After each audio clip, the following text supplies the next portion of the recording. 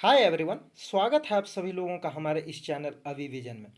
आज मैं आप सभी लोगों के समक्ष यूजीसी नेट पॉलिटिकल साइंस के लिए और अदर कॉम्पिटिटिव एग्जाम के लिए 10 मोस्ट इम्पॉर्टेंट एक्सपेक्टेड क्वेश्चंस को डिस्कस करूंगा और उसे एनालाइज भी करूंगा। तो आइए स्टार्ट करते हैं। और आपको ये बात याद रखनी है कि ये जो क्वेश्चन है वो मिसलेनियस होंगे, अर्थात हर एक सेक्शन से इनमें जो क्वेश्चन है वो शामिल किए गए हैं। तो बढ़ते हैं और आज का सेशन स्टार्ट करते हैं। आज का हमारा क्वेश्चन फर्स्ट है कि निम्नलिखित में से कौन सा युग्म सही सुमेलित है। आपको ये बताना है कि निम्नलिखित में से कौन सा युग्म सही सुमेलित है। सूची फर्स्ट में मायरन वीनर, बी में रजनी कोठारी, सी में सुहास पलसीकर और डी में योगेंद्र यादव। और सूची सेकेंड में तृतीय लोकतांत्रिक आवेग, भारतीय विडंबना, कांग्रेस व्यवस्था, परा कांग्रेस राज व्यवस्था। आपको बताना है कि ये जो स्कॉलर हैं इनके साथ क्या जुड़ा हुआ है, किस तरह का कॉन्सेप्ट जुड़ा हुआ है। तो बताइए कि क्या होगा इसका करेक्ट आंसर, बताइए। आप वीडियो को पॉज कर लीजिए और इस क्वेश्चन को अपने से अटेम्प्ट करने की कोशिश कीजिए, तभी तो आपको पता चलेगा कि आप अपने एग्ज़ाम के लिए किस लेवल का प्रिपरेशन कर रहे हैं। देखिए, ये जो क्वेश्चन हैं जो इसमें शामिल किए गए हैं वो आने वाले यूजीसी एनटीए नेट एग्ज़ाम के लिए बहुत ही इम्पोर्टेंट है। तो आपको ध्यान रखना है, प्रत्येक क्वेश्चन के ऊपर फोकस करना है। देखिए, मायरन वीनर जो हैं, मायरन वीनर वो भारतीय विडंबना के साथ जुड़े हुए हैं। रजनी कोठारी कांग्रेस व्यवस्था, सुहास सुहास पलसीकर परा कांग्रेस राज व्यवस्था और योगेंद्र यादव तृतीय लोकतांत्रिक आवेग के साथ जुड़े हुए हैं। तो ए का हमारा सेकेंड है, तो देख लेना है कि ए का सेकेंड यहाँ दो जगह है, मतलब ऑप्शन ए ऑप्शन बी, तो ये इनकरेक्ट है। और आगे रजनी कोठारी कांग्रेस व्यवस्था, मतलब बी का थर्ड, तो बी का थर्ड इसमें है, तो ऑप्शन सी इसमें हमारा करेक्ट आंसर होगा। बढ़ते हैं नेक्स्ट क्वेश्चन की ओर। नेक्स्ट क्वेश्चन है हमारा, नीचे दो सूचियां दी गई है। नीचे दो सूचियां दी गई है। सूची फर्स्ट में दृष्टिकोण, जबकि सूची सेकेंड में भारतीय लोकतंत्र की आलोचना है। इन दोनों सूचियों को सुमेलित करना है और नीचे दिए गए कूट का प्रयोग करते हुए सही उत्तर का चुनाव करना है। सूची फर्स्ट में दृष्टिकोण है और सूची सेकेंड में भारतीय लोकतंत्र की आलोचना दिया गया है। आपको बताना है कि कौन सा दृष्टिकोण कैसे भारतीय लोकतंत्र की आलोचना करता है। फर्स्ट है हिंदू राष्ट्रवादी, गांधीवादी, मार्क्सवादी, उदारवादी लोकतंत्र। तो बताइए, इस क्वेश्चन को अटेम्प्ट करने की कोशिश कीजिए, आप बना सकते हैं।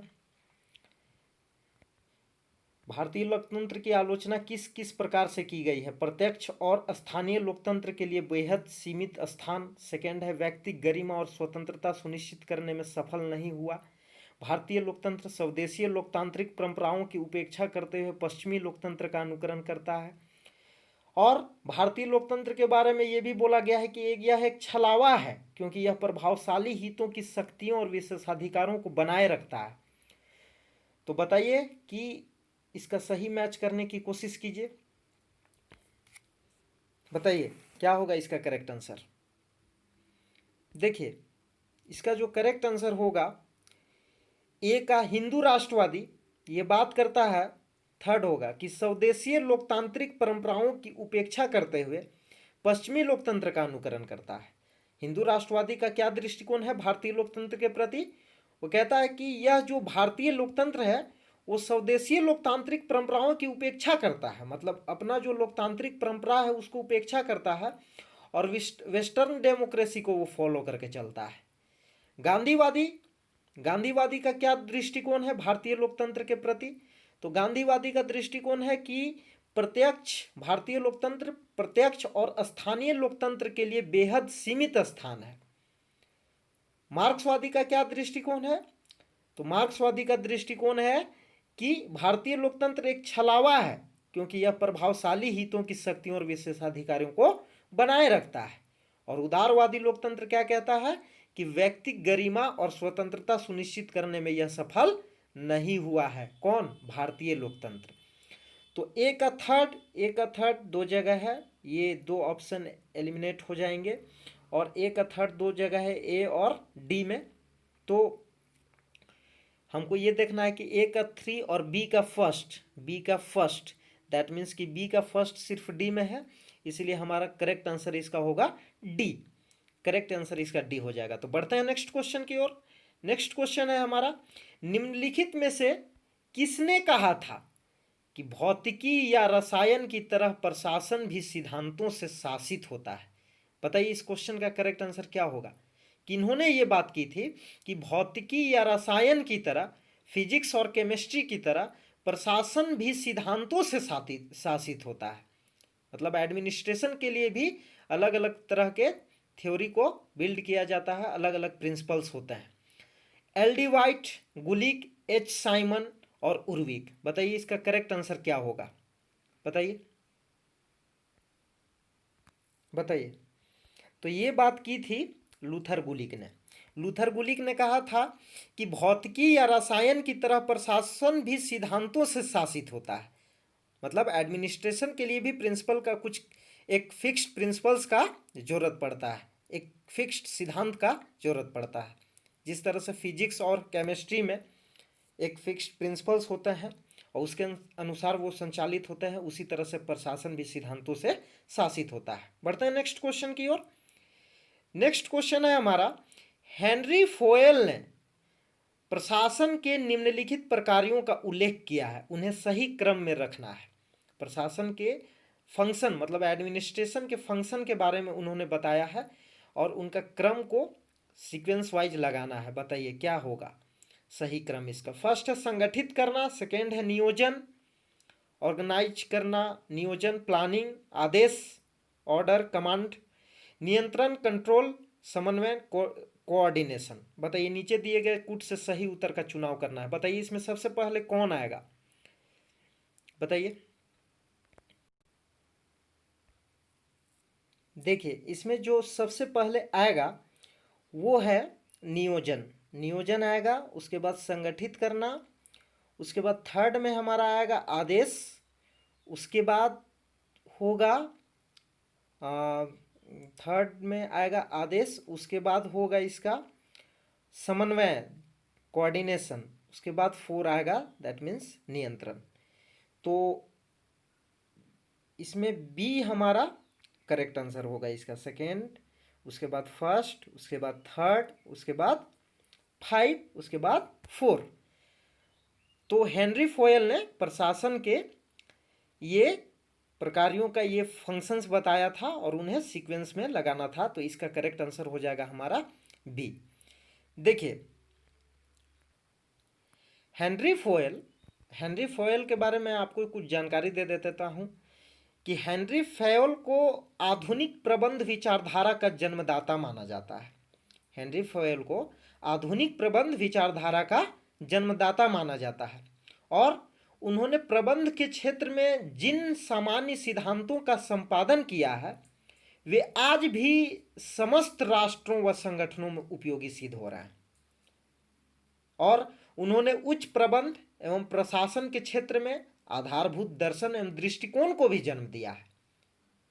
और एक बात और जान लीजिए उनके बारे में कि फोयल ही पहले व्यक्ति थे जिन्होंने प्रबंध की सार्वभौमिकता को बतलाया और तभी से सभी प्रकार के औद्योगिक और वाणिज्यिक, राजनीतिक, धार्मिक, सामाजिक और शैक्षणिक उपक्रमों के संचालन में प्रबंध की महत्वपूर्ण भूमिका को स्पष्ट किया गया।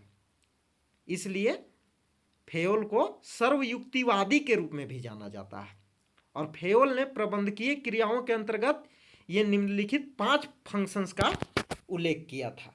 ये 5 फंक्शंस का उल्लेख किया गया था जो आपको स्क्रीन पर दिखाई दे रहा है।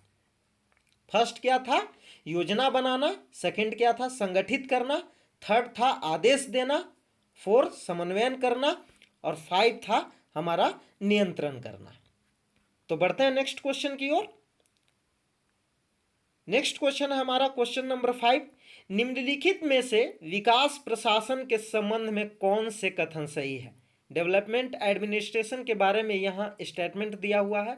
आपको बताना है कि विकास प्रशासन के संबंध में जो स्टेटमेंट दिया गया है वो कौन कौन से स्टेटमेंट सही है। फर्स्ट है, यह परिवर्तन उन्मुखी है, चेंज ओरिएंटेशन, इसके उद्देश्य सरल है, यह गतिक तथा लचीला है और यह नए कार्यों से संबंधित है। नीचे दिए गए कूट से सही उत्तर का चुनाव करना है। ऑप्शन ए है फर्स्ट, सेकंड, थर्ड और फोर चारों सही है।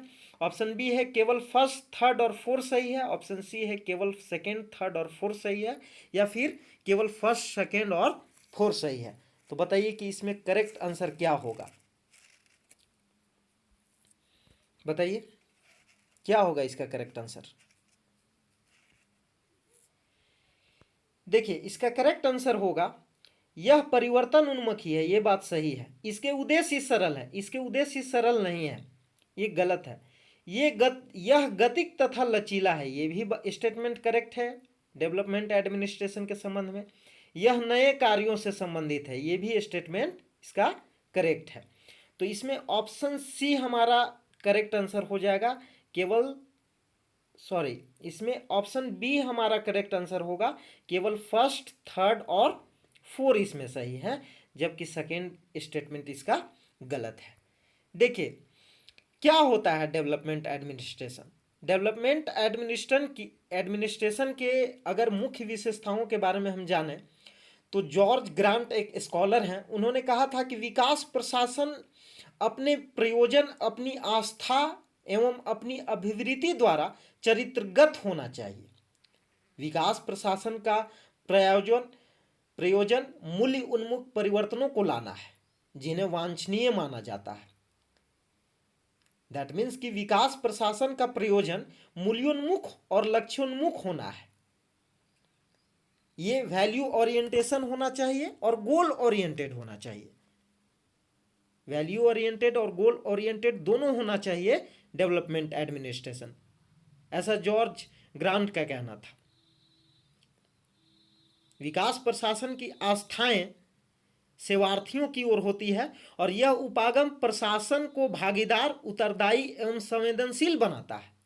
डेवलपमेंट एडमिनिस्ट्रेशन का जो ये अप्रोच है, ये एडमिनिस्ट्रेशन को भागीदार और उत्तरदायी एवं संवेदनशील बनाता है, सेंसिटिव बनाता है। विकास प्रशासन की अभिवृत्ति हमेशा पॉजिटिव डायरेक्शन की ओर होती है। तो विकास प्रशासन की मुख्य विशेषताओं को हम देख सकते हैं, जैसे कि यह परिवर्तनों उन्मुख होता है, दैट मीन्स कि चेंज ओरिएंटेड होता है, गोल ओरिएंटेड होता है, वर्क ओरिएंटेड होता है, कार्योन्मुख प्रशासन है ये, समाज के मूल्यों के प्रति कटिबद्धता है, और ये सेवार्थी उन्मुख और भागीदारी उन्मुख प्रशासन होती है, और इसे संवेदनशील एवं उत्तरदायी प्रशासन के रूप में भी देखा जाता है। तीन बातों को आपको ध्यान में रखना है। बढ़ते हैं नेक्स्ट क्वेश्चन की ओर। नेक्स्ट क्वेश्चन है क्वेश्चन 6। सूची फर्स्ट को सूची सेकेंड के साथ मिलान करना है और नीचे दिए गए कूट से सही उत्तर का चुनाव करना है। सूची फर्स्ट में स्कॉलर के नाम दिए गए हैं और सूची सेकेंड में उनसे संबंधित कॉन्सेप्ट दिया गया है कि कौन कौन सा सिद्धांत किस किस विद्वान के साथ जुड़ा हुआ है, आपको ये बताना है और नीचे दिए गए कूट में से सही उत्तर का चुनाव करना है। बताइए, बहुत ही इजी क्वेश्चन है, बहुत ही इजी क्वेश्चन। बताइए इस क्वेश्चन को आप अच्छी तरह से अटेम्प्ट कर सकते हैं। बताइए, देखिए एल्टन मेयो जुड़े हुए हैं मानव संबंध उपागम के साथ, ह्यूमन रिलेशन अप्रोच के साथ एल्टन मेयो जुड़े हुए हैं।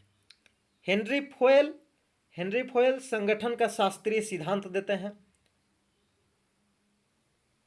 निकोलस हेनरी जो है वो नवलोक प्रबंधन, दैट मीन्स कि न्यू पब्लिक मैनेजमेंट के साथ जुड़े हुए हैं। और F.W. टेलर तो आप सभी लोग जान रहे हैं, साइंटिफिक मैनेजमेंट के साथ जुड़े हैं, अर्थात वैज्ञानिक प्रबंधन के साथ ये जुड़े हुए हैं। तो एल्टन में एक थर्ड ये दो जगह है, बी और सी यहाँ यानी खत्म हो जाएगा। तो ए और डी में से कोई ऑप्शन होगा हमारा। तो एल्टन मेयो का थर्ड, उसके बाद हेनरी फोयल का फर्स्ट, मतलब बी का फर्स्ट सिर्फ ए में है, तो ए ऑप्शन हमारा करेक्ट हो जाएगा। बढ़ते हैं नेक्स्ट क्वेश्चन की ओर। क्वेश्चन नंबर 7 है, सूची फर्स्ट को सूची सेकंड के साथ मिलान करना है और नीचे दिए गए कूट से सही उत्तर का चुनाव करना है। सूची फर्स्ट है में हमारे स्कॉलर दिए गए हैं और सूची सेकंड में उनसे संबंधित जो है सिद्धांत दिया गया है कि कौन से स्कॉलर किस चीज का बात करते हैं। बताइए क्या होगा इसका करेक्ट आंसर। ये क्वेश्चन आपके एग्जाम पॉइंट ऑफ व्यू से बहुत ही इंपॉर्टेंट है, आपको हर कंपटीटिव एग्जाम में पूछा जाएगा इन सभी क्वेश्चन को, तो आपको फोकस करना है, कंसंट्रेट करना है इन क्वेश्चन के ऊपर और एक एक कॉन्सेप्ट को क्लियर करना है, क्योंकि आप स्ट्रगल नहीं करेंगे, संघर्ष नहीं करेंगे, मेहनत नहीं करेंगे तो आप कैसे कंपटीटिव एग्जाम को निकाल पाएंगे। देखिए ए है बर्नार्ड, चेस्टर बर्नार्ड इनका पूरा नाम था। ये कार्यकारी के प्रकारी से जुड़े हुए हैं, कार्यकारी के प्रकारी से, दैट मीन्स फिर फंक्शंस ऑफ द एग्जीक्यूटिव से जुड़े हुए हैं, फंक्शन ऑफ द एग्जीक्यूटिव। 1938 में एक बुक भी है उनका, फंक्शंस ऑफ द एग्जीक्यूटिव, 1938 में बुक उनका पब्लिश हुआ था और ये जो बुक है वो चेस्टर बर्नार्ड के द्वारा लिखी गई है। हेनरी फयोल, हेनरी फयोल प्रबंधन के सिद्धांत के साथ जुड़े हुए हैं, principles of management. Luther Gulick, Luther Gulick जो है वो संगठन के आधार, और टैरी जो है वो डेलीगेशंस दैट मीन्स प्रत्यायोजन के साथ जुड़े हुए हैं। तो ए का यहाँ थर्ड है, ए का थर्ड और बी का सेकेंड, बी का सेकेंड, ए का थर्ड बी का सेकेंड, दैट मीन्स कि इसमें ऑप्शन ए हमारा करेक्ट आंसर हो जाएगा, सी का 4 और डी का फर्स्ट। तो बढ़ते हैं नेक्स्ट क्वेश्चन की ओर। क्वेश्चन 8 है हमारा, निम्नलिखित में से किसने प्रत्यायोजन की अवधारणा को संगठनात्मक सिद्धांत का मिथक मात्र माना है। बताइए कि किन्होंने प्रत्यायोजन की अवधारणा को संगठनात्मक सिद्धांत का मिथक मात्र माना है। बताइए इस क्वेश्चन का करेक्ट आंसर कौन होगा, क्या होगा इस क्वेश्चन का करेक्ट आंसर। प्रत्यायोजन की अवधारणा को संगठनात्मक सिद्धांत का मिथक मात्र किन्होंने माना है, तो इसका करेक्ट आंसर होगा फॉलेट, मैरी पार्कर फॉलेट इनका पूरा नाम था। तो बढ़ते हैं नेक्स्ट क्वेश्चन की ओर। क्वेश्चन 9 है,